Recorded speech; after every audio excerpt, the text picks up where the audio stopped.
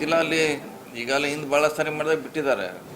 ಸುಮಾರು ಸಾರಿ ಹಿಂದಿನ ಎಲ್ಲ ಸರ್ಕಾರಗಳಲ್ಲಿ CWC ಆದೇಶ ಮಾಡಿದಾಗ ನೀರು ಬಿಟ್ಟಿದ್ದಾರೆ.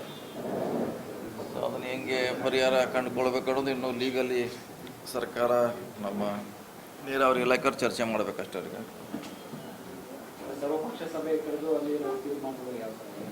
ಇನ್ನೂ ಬಿಟ್ಟಿಲ್ಲ, ಬಹುಶಃ ನೀರು ಬಿಟ್ಟಿದ್ದಾರೆ. ಈಗ ಅದೇ ಇನ್ನೂ ಸುಪ್ರೀಂ ಕೋರ್ಟ್ಗೆ ಚಾಲೆಂಜ್ ಮಾಡ್ಬೇಕಂತ ಏನೋ ಚರ್ಚೆ ನಡೀತಾ ಇದೆ. ಸರ್ವ ಪಕ್ಷದಲ್ಲಿ ಸಭೆ ಚರ್ಚೆ ಮಾಡಿ ಮುಂದಿನ ತೀರ್ಮಾನ ಬಿಟ್ಟು ಅಂದರೆ ಒಳ್ಳೇದು. ಯಾಕಂದ್ರೆ ಅವರು ಇರ್ತಾರೆ. ಈ ಕಡೆ ನಾವು ಒಪ್ಪಂದ ಪ್ರಕಾರ ಬಿಡಬೇಕಂತ ಇದೆಯಲ್ಲ, ಬರ್ಸ್ಕೊಂಡಿದ್ದಾರೆ ಮುಂಚೆ ನಮ್ಮ ಕಡೆ. ಈಗ ನಮ್ಮ ಕಡೆ ನೀರಿಲ್ಲ, ನೀರಿನ ಶಾರ್ಟೇಜ್ ನಮಗೂ ಇದೆ.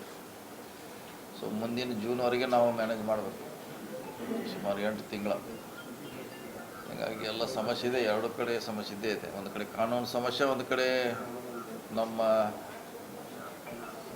ರೈತರ ಕುಡಿಯುವ ನೀರಿನ ಸಮಸ್ಯೆ, ಎರಡು ಕಡೆ ಉದ್ಭವ ಆಗುತ್ತೆ. ನನಗೆ ಈಗಾಗಿದ್ದಲ್ಲ, ಸುಮಾರು ಯಾವಾಗ ಅದು ಹಳಿದದು ಬ್ರಿಟಿಷ್ ಸರ್ಕಾರದ ಯಾವುದೋ ಇದ್ದಾಗ ಒಂದು ರಾಜರ ಕಾಲದಲ್ಲಿ ಒಡಂಬಡಿಕೆ ಆಗಿದೆ, ಅದು ನೀರು ಬಿಡಬೇಕಂತ.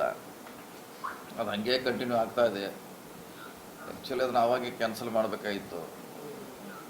ರಾಜ್ಯಗಳ ರೀಆರ್ಗನೈಸ್ ಆದಾಗ ಆ್ಯಕ್ಚುಲಿ ಭಾಳ ಜನ ಹೇಳ್ತಾರೆ ತಜ್ಞರು, ಅದು ಆವಾಗ ಅದು ಅಂದರೆ ಆ ಒಡಂಬಡಿಕೆ ಅಲ್ಲಿಗೆ ಕ್ಲೋಸ್ ಆಯಿತು ರೀಆರ್ಗನೈಸ್ ಆದಾಗ. ಆದರೆ ಅದು ಇನ್ನೂ ಕಂಟಿನ್ಯೂ ಆಗಿದೆ ಹಂಗೆ. ಅದ್ರ ಬಗ್ಗೆ ನಮ್ಮ ಸರ್ಕಾರ ಚಿಂತನೆ ಮಾಡಬೇಕಿರೋದು. ಗೊತ್ತಿಲ್ಲ ಅಲ್ಲಿ.